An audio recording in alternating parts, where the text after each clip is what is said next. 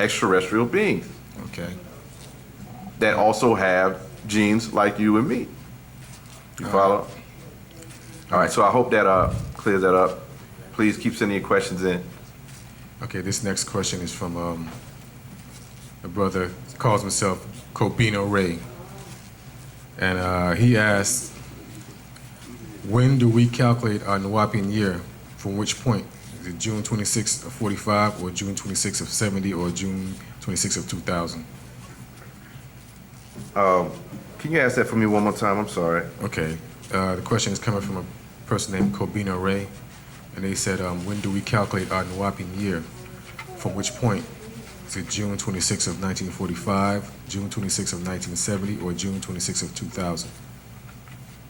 Okay. That date, June 26, 1945, is our Savior's Day. That's the date of the birth of our master teacher.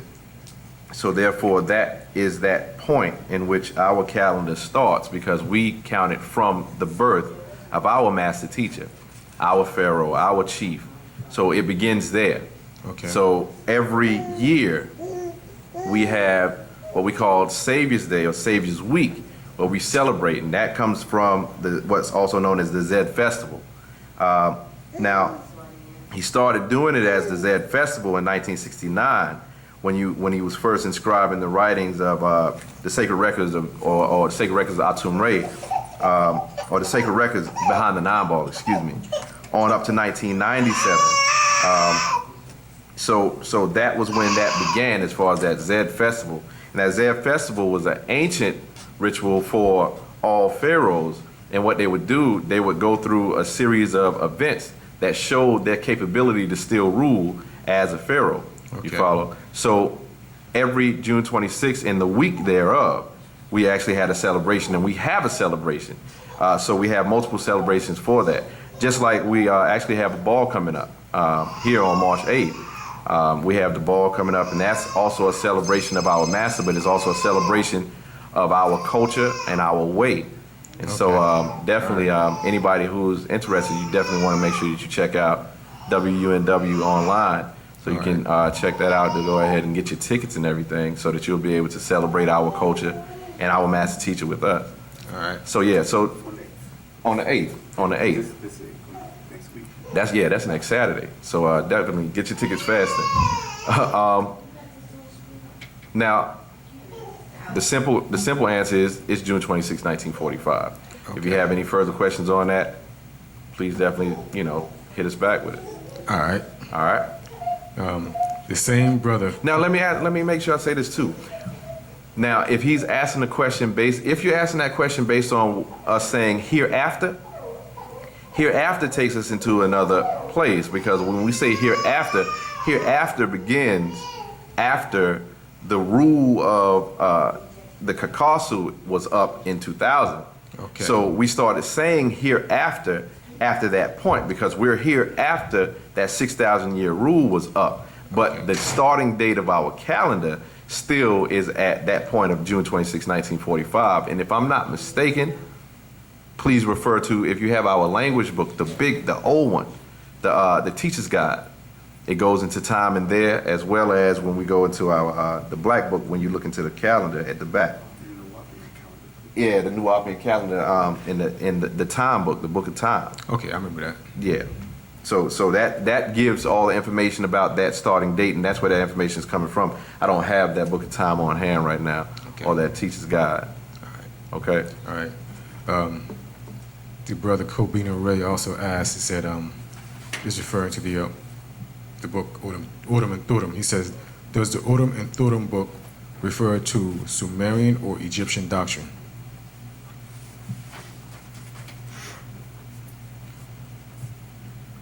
I'm telling you, it's interesting because I just happen to have this book in my bag.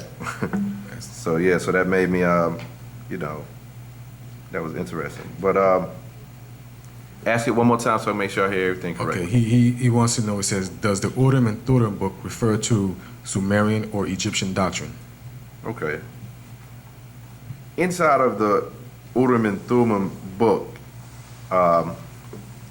during that period when it was printed, it was coming out. It says on the very front cover that it's coming forth to you from the ancient mystic order of Melchizedek, Okay.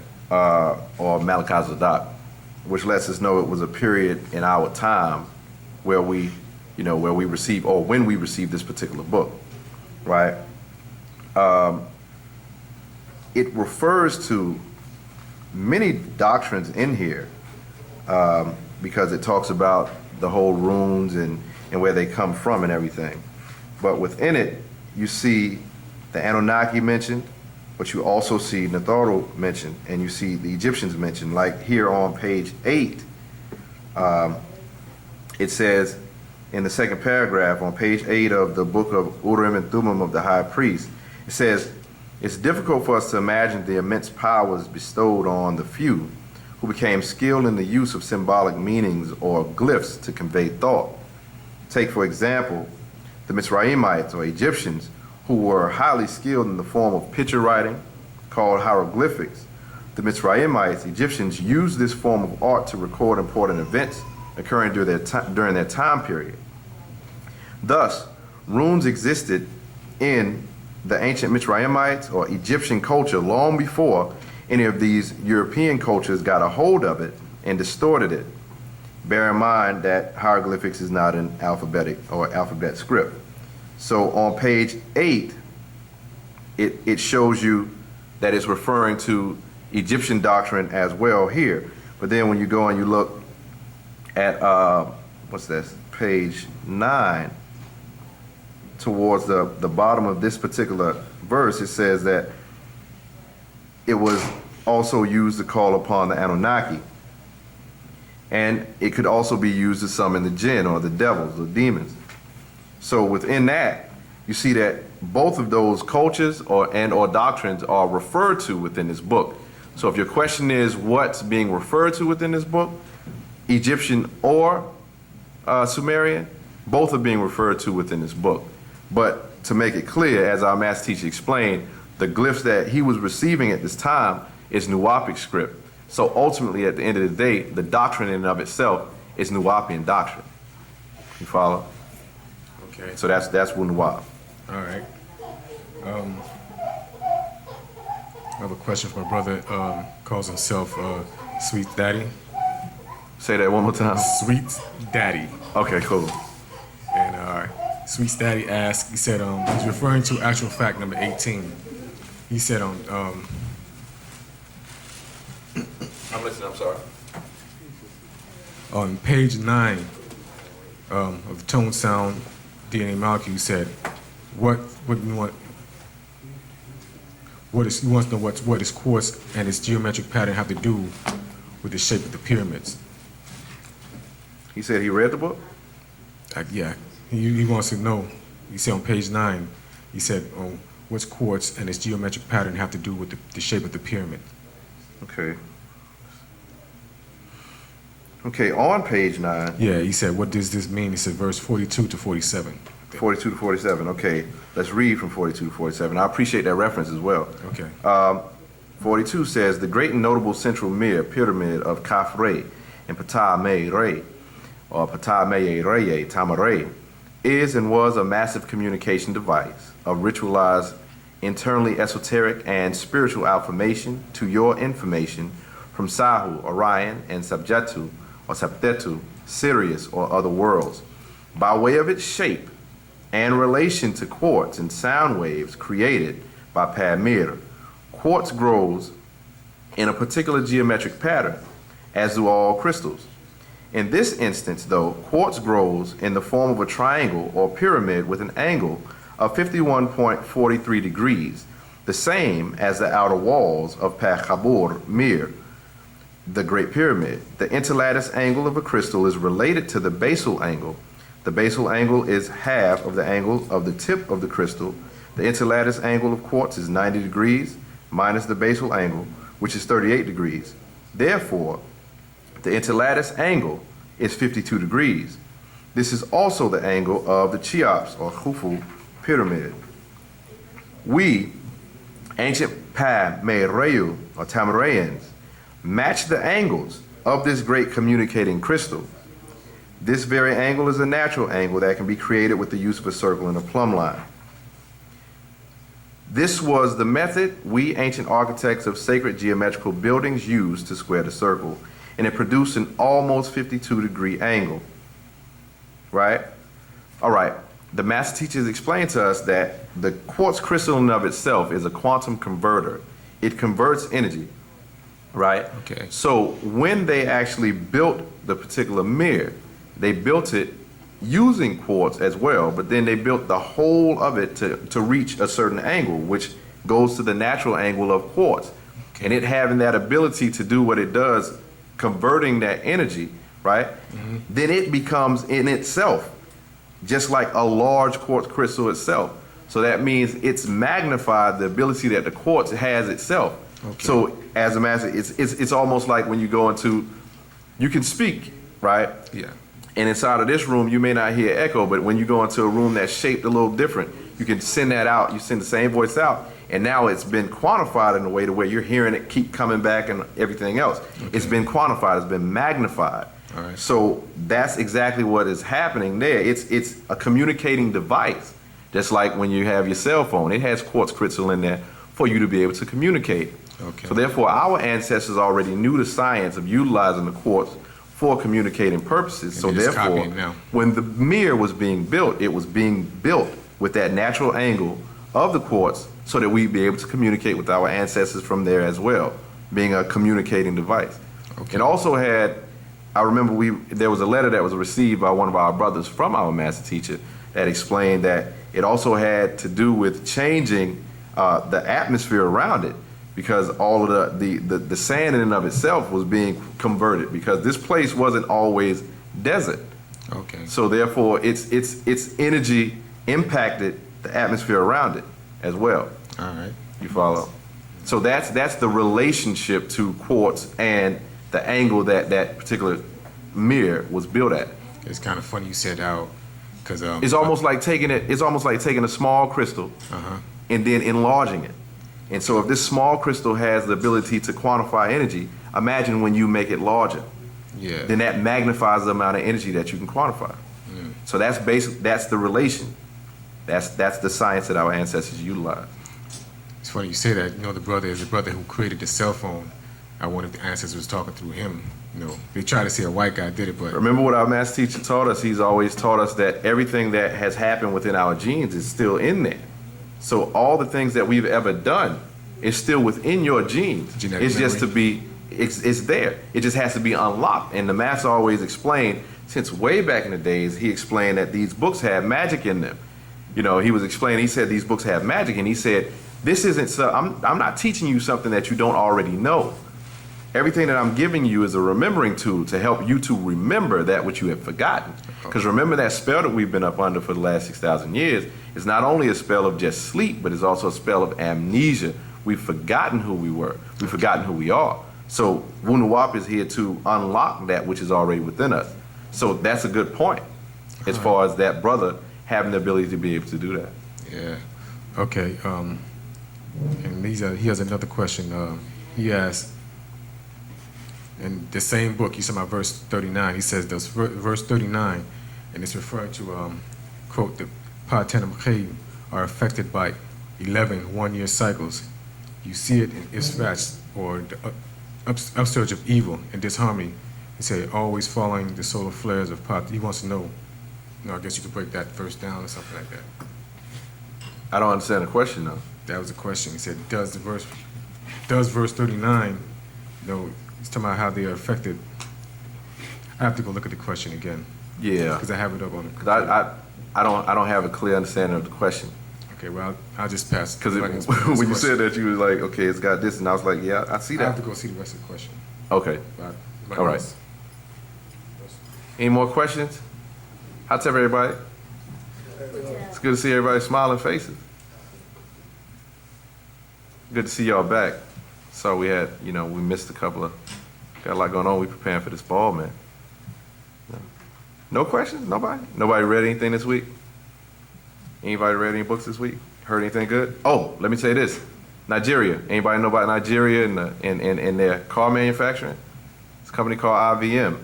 is the first black-owned car company. Anybody know about that? Yeah, check that out, man. Blacks on the move. You hear me? We got our first black-owned car. It's called IVM. IVM. Yeah, I just checked that out today, man. That's, hey. Oh yeah, that's all right there. That's all right. Hey, it's a start. We on the move. I mean, you can't be in the richest part of the planet Earth for too long and not be able to, start coming out with, the richness that's already within us. So, when you see that, just be proud. That's another thing that's on the move. That shows further what time it is for us, as far as being in this sun cycle. We're waking up and we started to produce our own vehicles. I remember there was a professor that said that we wouldn't be prepared to liberate ourselves if we couldn't even make our own underwear. So now we're making our own cars. Dig that. Any more questions? Because we don't lecture. We just, it's question and answer. If there's no more questions for the rest of the evening, we can shut the class down if y'all like.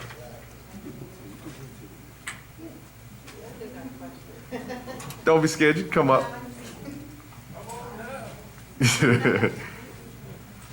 How you doing first? I'm good. All right, good. It's good to see you again. Thank you.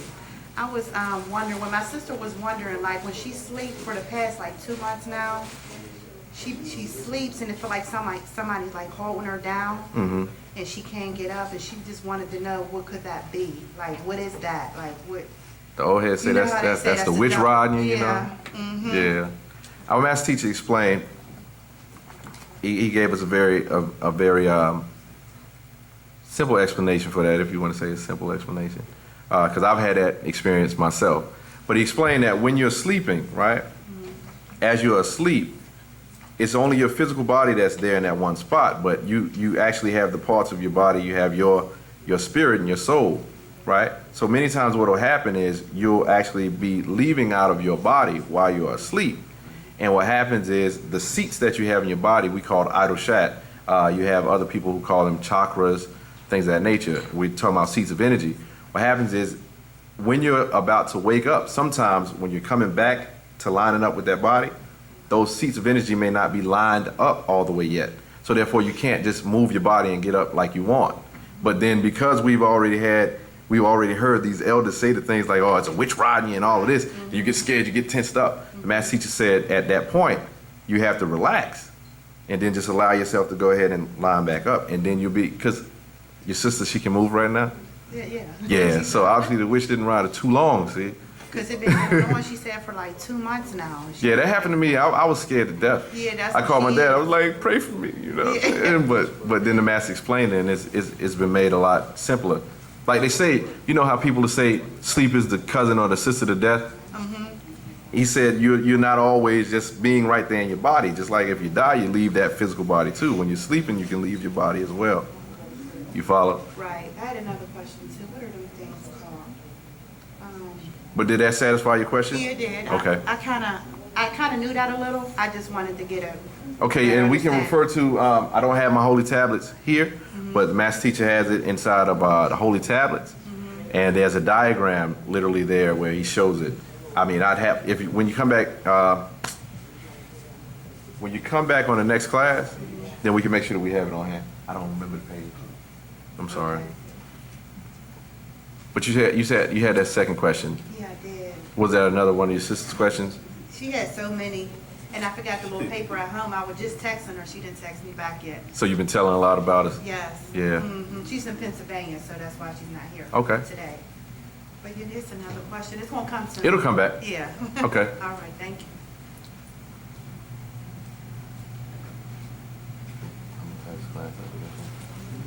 Okay, I got the brother's question. It's still in actual fact number 18, right? The Salisgram. He wants to know what is meant when it says that the Pt.2 K are affected by 11 one-year cycles in the upsurge of Isfat. That's verse 49, I think. Verse 39. Verse 39. He want to know what is that? What is meant when it says that? What it's meant when it says it. What is meant by that? Okay, let me read it. The whole system the Earth and its electromagnetic sphere. The Like, somehow we universe. go down further to some of the. I'm gonna go to it. I'm gonna go to it. I just want to, for everybody in the audience clarity. as well. Okay, I get it. My fault. All right, verse 39 says, "This whole system, the Earth and its electromagnetic sphere, the universe and its dynamic energy, and you all interplay in a harmony of operation or operation proportions. The cyclic nature of the universe as a whole, as already has been shown on numerous occasions to affect all living species. All are in tune with some frequency, not all the same. Pt.2, the Tamahu, online Bible Strong's number 8568 through 69, and Strong's number 8577, Tanin or Tanim, meaning beast or dragon, are affected by the 11 one-year cycles. You see Isfut upsurge in them in disharmony, and that means chaos, always following closely the solar flares of Pa-Re, the sun, which reflects sunlight to Pa-Ah, the moon.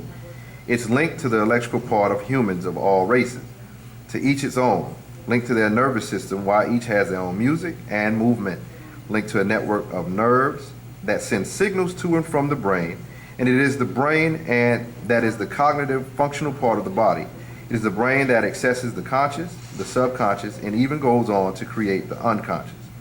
So the part in question is where he says that they are affected by 11 one-year cycles, and you're seeing the Isfat upsurge in them and disharmony, and that's following closely to the solar flares. The one-year cycles are within that 11, that's talking about solar flares. We actually, if you do any research on the solar flares, a brother was just explaining this to me the other day, talking about the classes of solar flares. It'll talk to you about those cycles, about how within those cycles for the sun, it actually spins itself in the opposite direction, right? So it's explaining how all these things within nature affect all these different beings within nature, and is explaining with this particular situation that it affects Tanim Ku in a manner which has them to become more chaotic during that period of solar flare or right after solar flare. So that's what I'm reading here in verse 39. So if you have any further questions with that, feel free to follow up with that, and we can go into it. Any other questions? Any other questions before I change the class over to my good brother Atum Hutep Imreye Atum Reye?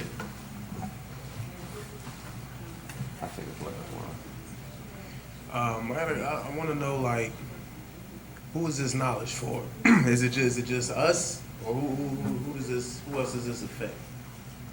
Good question, man. Did you hear that? As our master teacher explained, this liberating information is for all that would accept and adhere to this affirmation. You follow? It could liberate any and every one who will be willing to accept and adhere to its way. You follow? Because when you start talking about who these beings are, when we start talking about the difference between 9 ether beings and 6 ether beings, if we start talking about that, you're talking about 9 encompassing all existing conscious and unconscious gases, right? So therefore, 9 ether encompasses all. That's why, like he explained, when you start talking about the number, you start talking about the number 9 itself, right? 9 is our divine number, because when you start talking about numbers, right? 1, 2, 3, 4, 5, 6, 7, 8, and 9 are the only numbers that there is, right? Within that, the highest of numbers is 9.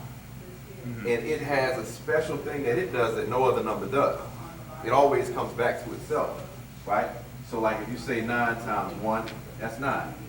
If you say 9 times 2, that's 27. You take 2 plus 7. Oh, excuse me, what I'm talking about? I'm tripping, I need to be at 3. You got me. So 9 times 2 is 18, right?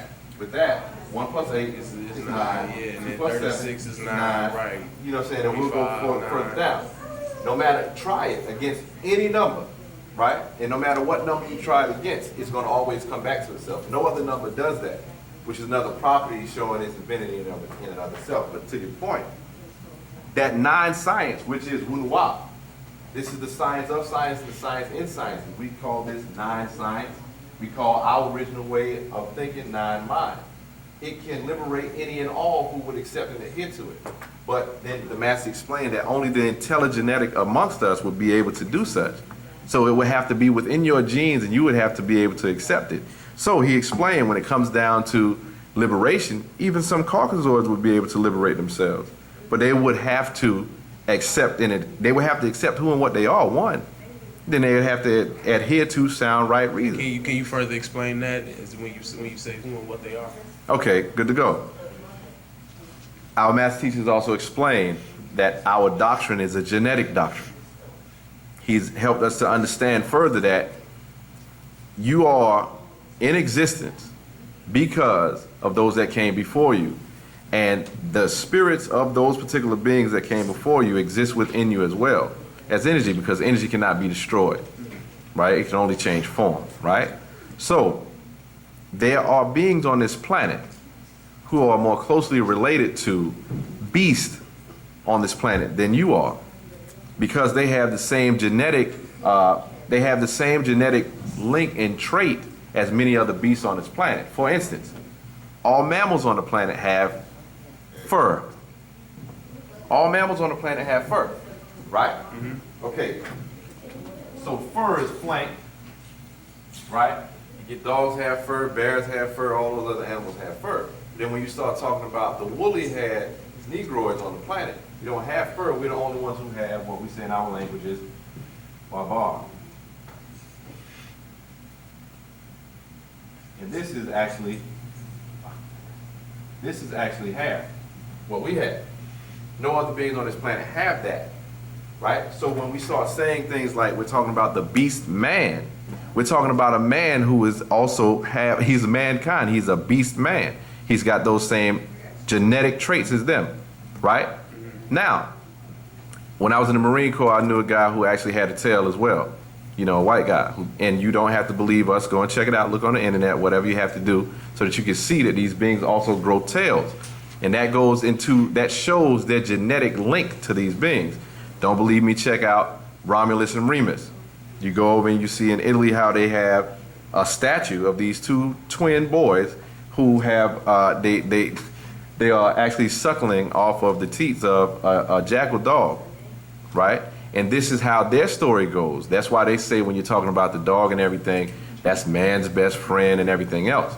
Being that Wu-nuwaup is a genetic doctrine, they would have to also accept that part of themselves as far as their nature.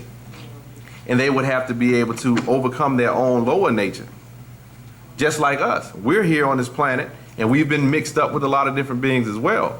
So the unfortunate part of it for us is, fortunate and unfortunate, is we have to accept that which has been done to us as well, and then overcome our lower natures as well. That's why a lot of us think with the mentality of Caucasoids, or think as beast men, because we've gone against our own nature. And that's what Wu-nuwaup is. Wu-nuwaup is literally giving us Pt.2, which is the way, but it's the way of who? The Nuwaupians is the way of our ancestors, is our way. So now we turn to go back to our way. We start to move again in our natural nature, which means now we're back in line with nature as we always were. And then what we have can also save others, just like we always reached out to teach others outside of ourselves. It was up to them, or maybe their nature was just too low to be able to raise beyond where they were at. You follow? Because look at what we've taught them and look at what they've done to it to this point. So they would even have to agree to that. They'd have to say, okay, we're not the first people on the planet. They would have to admit to that. They had to say, we have, for this last period of time, kept y'all down, even though we may have known. Our master teacher said that what they're doing when you go into these different wars, like in Iraq and all over the Middle East, what they're really trying to do is they're trying to destroy all evidence of their creation, because they know, those that's in the highest of their orders, they know that they were actually grafted beings, made in laboratory. You follow? And that goes back into that Sumerian doctrine talking about the Atrahasis and the Enuma Elish and everything as far as that.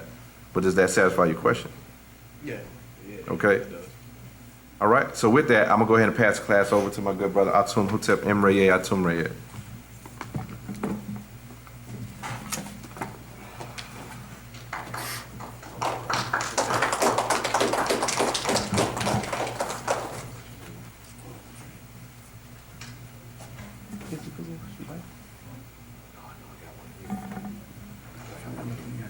Yes. Any other questions? What about grafted? Said grafted in labs. Yeah, ask me. You say what? Made the people what he just said at the end, that some people were genetically made in labs. You talking about the ancients? You talking about the ancients? Yeah. Right. How did they find that out? How did who find it out? Whoever.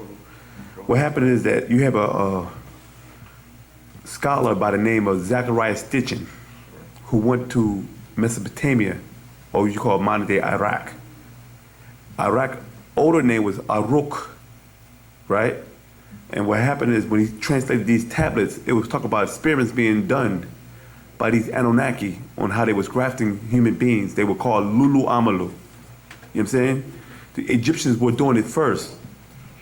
But a lot of that stuff was kept secret. It was written in codes inside of the hieroglyphics, because it wasn't translated. This is why the European never understood about creation, what beings were created. Because when they finally started figuring out the Egyptian thing, it was a little too late. They was just all in Mesopotamia dealing with that. When they started deciphering the certain hieroglyphics, they started realizing, okay, these guys are special. You feel me? Can't touch them, but they did it anyway. You feel me?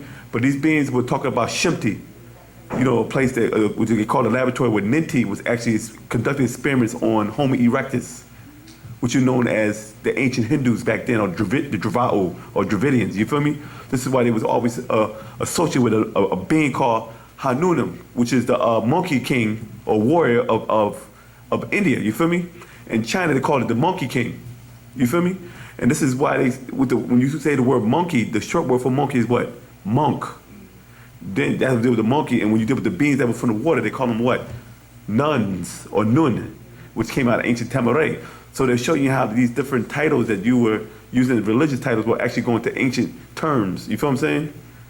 So this is when you wasn't here early in the class when I was talking about the different species, on how different beings were coming down here to Africa, kidnapping the Pt.2s, bringing them back into where they were conducting experiments at, and they were crossbreeding them with their genetics. This is like the movie called Avatar. We always use it as a reference because it's hard to really explain certain things. But in the movie Avatar, they captured one of the beings called the Navi, right? And they crossbred the Navi genes with the human genes. That way they were able to put their consciousness in this body. That is called incarnating. You hear me? And the word incarnate means what? Flesh. To go into the flesh. You feel me? In the Arabic terms, back in the Ansar law community, we call it ilat mutajasid. In the Hindu doctrine, they call it a avatar. You feel me? So when they were, what book was that again? The Formation, page 69. Let me read that again. See that again? In the Formation, verse 69, like we was reading earlier, right? And remember Wu-nuwaupu, the original flesh and blood deities Panadaru, versus the first world people. The Negroid on this orb earth had to be sufficiently prepared by natural nature, spiritually and physically, as well as mentally, to withstand the great heats and also high humidity of the very young and most powerful atmosphere which exists at the birth of the beginning of this universe. You, the Pt.2s, were the first to stand, walk, speak here. The first creation was in the deep waters. Then you were thrown on land by natural occurrences, events such as tidal waves, hurricanes, tsunamis. This was long before any other humanoids.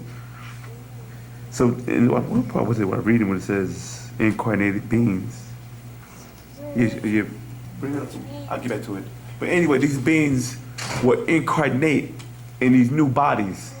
Because they could be a species from another planet, or another galaxy, right? Or constellation, but their body's not suitable for this planet. So what they do is they'll get the being that's suitable for this planet, no matter what type of species it is. It could be an animal or a humanoid, right? And that will crossbreed with that humanoid or animal, right? To make a body for themselves. They'll be able to survive here. And this is what they did in these laboratories. It was genetic splicing different genes, the way they do now in laboratories now. When the master teacher was talking about this in the 1970s and 80s, people said, oh, you crazy, cloning. That sounds sci-fi, you hear me? And we was going through this back in the 80s and 90s when I was a teenager teaching this about clones and stuff like that. And people said, y'all tripping. Then next you know, they had a sheep called Dolly. They cloned it, and the sheep now was able to give birth to other offsprings that came from out of it. Now cloning is not as far-fetched as you thought it is. But cloning only is the Greek word for what? Twig, which means to break off. You know what I'm saying? So when you have twins or identical twins, all the egg does is split in half. That's the form of cloning. Because they come out identical. Not fraternal twins, which is the original birth, where you get male to female. That's why women have two, breasts or nipples to feed both child. And we look at dogs, because they have litters, they have more nipples that go down. And we look at a dog when it's fully, blooming. It's like you're looking at women's breasts hanging down from the bottom of it. You feel me? Yeah. So any more questions? You sure? Yeah. Okay.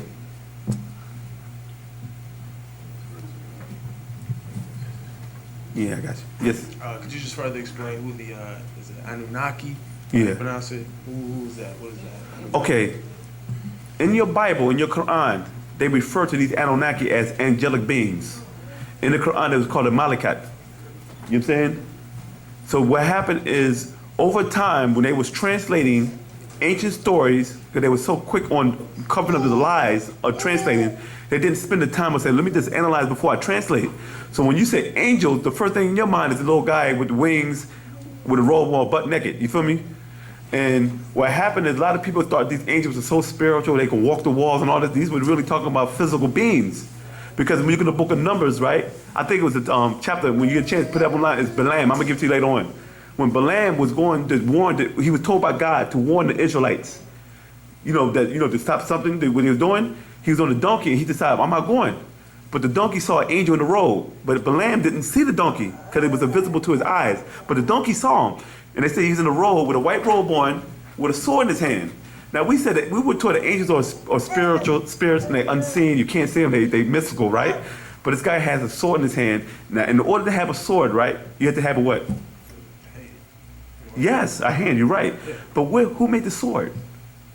Because swords are made by what? Blacksmiths, right? So somebody actually sat there, melted metal, and banged that sword to perfection, right? To the point that it was sharp enough to cut your head off, right? Then he had a robe on, either he got it from wool or he got it from a cotton plant, you feel me? So somebody was a seamstress up there with this, somebody was sewing the clothes on. And then it was a mystical, let me just create a robe, then where's the thread coming from, you feel me? Was it a seamless garb, that like one piece, Yeah. So the angel's on the road. The donkey turns this way. The guy beats the donkey because he's not following what he's saying. Donkey goes this way. Now the donkey is trying to save this guy from getting killed by the angel. Because the angel's about to cut this guy's head off. So he keep beating the donkey, so the angel allowed the donkey to speak. This is what they put you inside this mythological book you call the Bible, right? So the donkey said, hey, why you beat me? He said, because you're not listening to me. But there's an angel in the road, and he's ready to kill you. And he didn't believe him. And then the angel opened his eyes, that he was able to see him. But it was a power that was so-called in this book that allowed him to see the angel who was not there at first. But this angel was still a physical being because he had clothes on. Why would he need clothes? To cover up what? To hide what? A spiritual penis, a spiritual chest, spiritual arm, So this is the game that they play, you feel me? But these Anunnaki was talking about an event. What's your name? Julian. You got a crew you hang with, boys? I got one partner.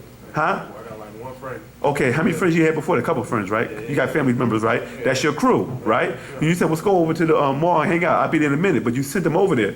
So you sent your crew to the mall. You hear me?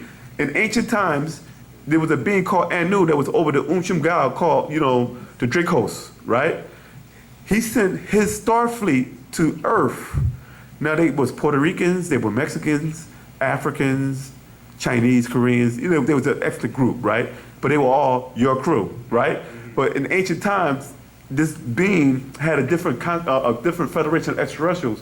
Like Zeta Reticulations, they're called Greys. Then you have reptilians. Andromedans are like predators for the movie. You feel me? Then you have Shaggies like Bigfoot. Then you have reptilians. These were all under his command. And so when he sent them to Earth, they acquired the title Anunnaki, which he will actually write on the board. Those that Anu sent to Earth in 50s. You forgot to put that part too. You feel me? So they came in ships of 50. Each ship holds 50 passengers. And it was about 100. How many was it? 144,000 something ships or something.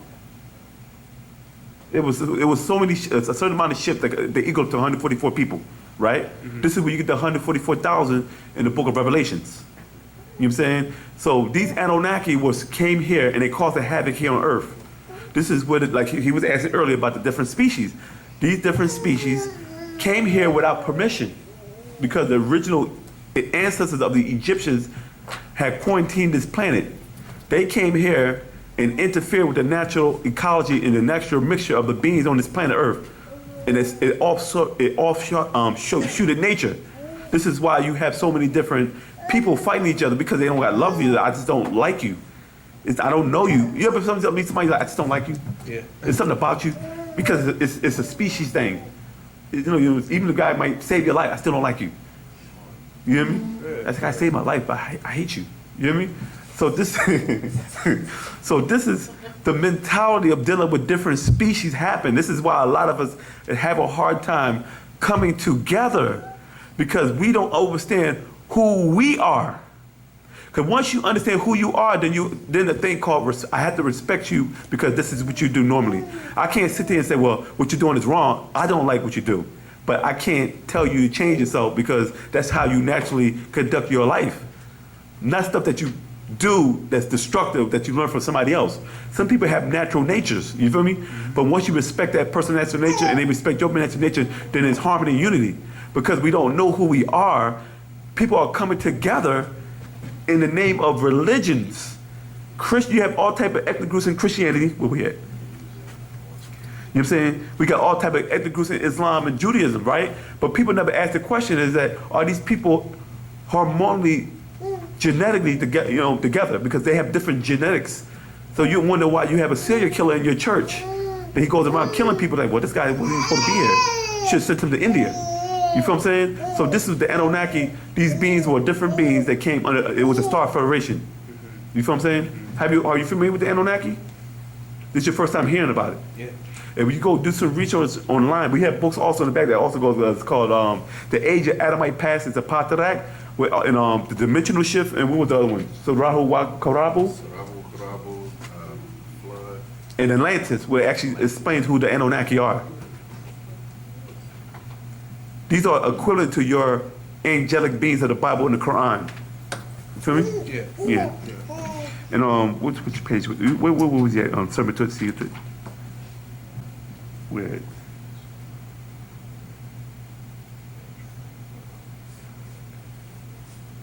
Okay, right here. Let me read this right here. The world you know it has 4 worlds within a world. This is the 4th. Worlds you are in now. Each world has 6,000 years each. Altogether, that is 24,000 years. Over those years, this planet has been born and died and reborn. Beings from older worlds, from other star systems, used to come here for their own reasons. Some to live in cabins. Some came to live beneath the waters. Some came on vacation, not to stay. Some came to hunt. Some came to retrieve natural minerals. Some came for food to eat. Some came to breed with the creatures here. There were those that came out of the waters and over time became many species. They found here many kinds of creatures, all protected with and by the cube within the cube. There were bovines, felines, canines, reptilians, flowers, simians, and simians. Evolved in simians and insects of many kinds. Many came to this planet from afar. Some from Andromeda, from Pleiades, Orion, from Sirius, from Dragos, from Aldebaran, and from Taurus, from Zeta Reticula, and from Risk. And many others. Some sub-beings or grafted beings. Some were good and some were agreeable. Others were bad and agreeable. So this is what I was going about earlier about the different species. Does that answer your question? Oh, yeah. Okay, thank you. Any other questions? Yeah, go ahead.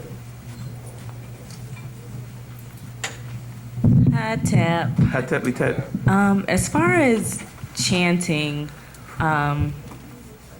like I find myself when I'm like trying to give thanks, Yeah. I find myself like, are you supposed to visualize something or, because I don't feel like I'm being heard. Like I feel like I'm just kind of talking.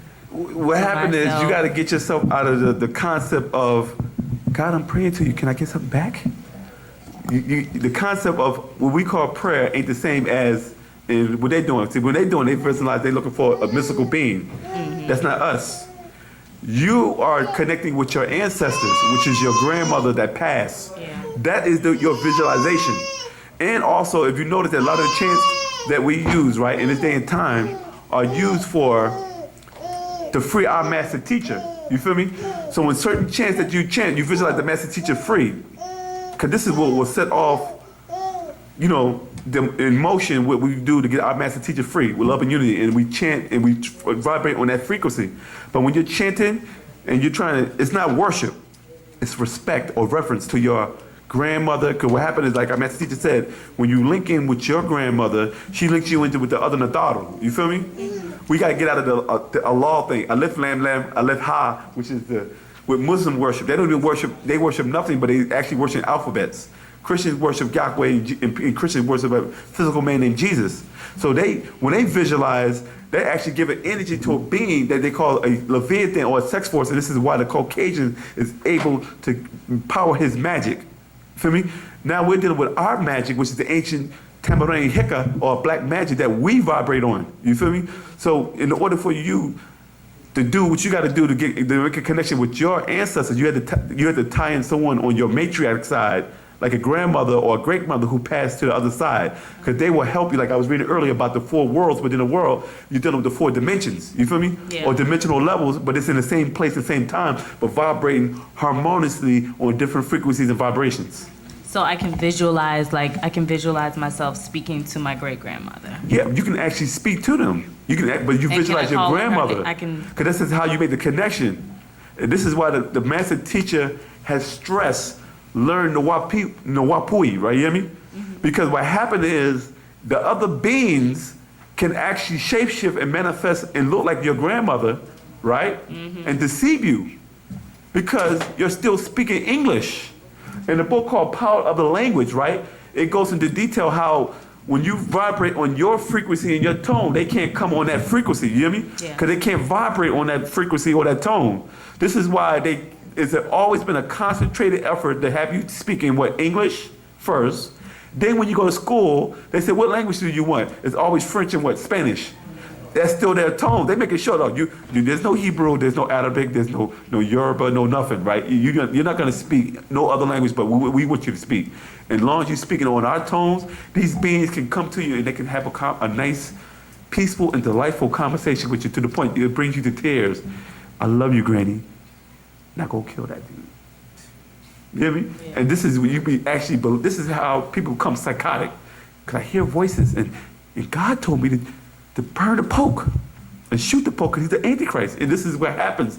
These beings, Enlil and Nanar, are vibrating on this frequency. That's why in a book called Power of the Language, it says that when they came down, they couldn't control their frequency because they were speaking on another tone. They had a problem with Nimrod because Nimrod went back and taught them how to speak the Nawapic language. Right here on page, let's see, that should be page, I got to get on the water with this. 6, 7, 8, 9, 10, 11, on page 12, on a book called Power of the Language. It says right here, verse 87. They had to make, 86, they had to make a name to be recognized or heard reaching to heaven. Nimrod wanted to communicate with Enki after tying back into his African roots. Because Nimrod was working for Enlil, a Sumerian deity. Enki was half and half. He was 2 different species of reptilian. That's why they wouldn't consider him as a pure blood, because he was full blood. You feel me? But he was half and half. So what happened is Nimrod turned against the Sumerian deities and went back to Africa. Enki took his allegiance to Africa under the Nadaru. That's why the master teacher said in the other updates, he said that Murdoch was an Anunnaki but followed the ways of the Nadaru. Him, Enki, and who was it? Nabu went to Africa. It mixed in with them. They had a problem with that. You know what I'm saying? Yeah.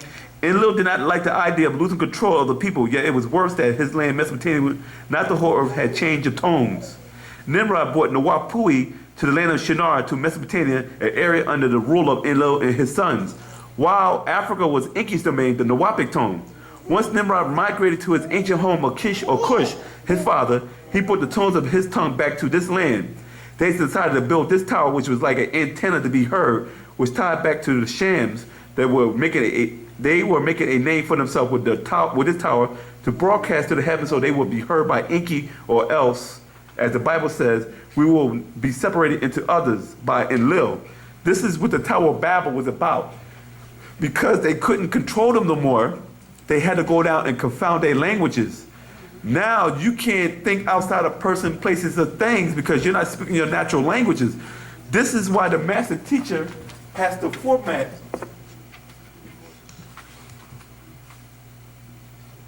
This is why the master teacher had the format.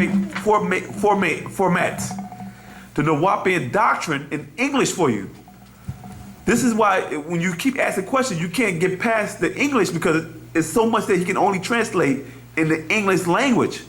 So when he had to explain certain things to you, you can't conceive it. So he had to use movie references or other references so you can actually latch onto it, because not only have you been put under the spell of English, you've been put under the spell of an English doctrine of comprehension of words, sounds, and tones dealing with English.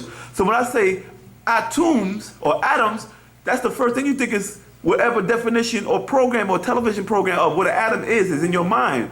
When the master teacher was trying to break it down to another level, but you can't comprehend it because it's only in English. This is why people say, well, master teacher be plagiarized. No, master teacher is trying to make it easy for you. So once you learn the Nuwaupic language, you can able to know, I don't need these references no more. I understand now what you're getting at, Pops. I understand it, but some people are, I don't get it. We need to learn the language. You feel what I'm saying? Like my man right here, back in the Ansar days, right? And when certain things in Arabic, people couldn't understand. In Sunnis, how many times you had an argument in Sunni and they couldn't understand what you're saying because you was using Arabic? And that's what it says this, nukta and el-kida and stuff like that. They said, what is that? You don't, because they speak English, they didn't understand what it meant. They didn't even know what a Sufi was back then, right or wrong. You know what I'm saying? Or mutasawa, right? But all they know is that what they would learn from the Arab. So the Nuwaupic language is the same way. Once you start learning certain tones, definitions in the Nuwaupic, then you actually evolve and you start using more of your brain matter. And this is what happens is these beings cannot overtake you and influence your decision, you feel me? And try to possess you or talk you to hear voices. This is what I hear with Christians all the time. What type of voices? Well, was it a deep tone? Was it baritone? Was it high-pitched soprano, tenor? No, it was mystical. You hear me? Did it sound like he had an accent like a nigger? Did he sound like a white man? Did he sound like he had an accent like an Arab or a Jew? No, it was this God talking. I said, how can you talk to God? But you know what Jay-Z sound like and Beyonce when they done the interview, right? Well, that must be Beyonce. You ain't to see it because you know how she talk, right?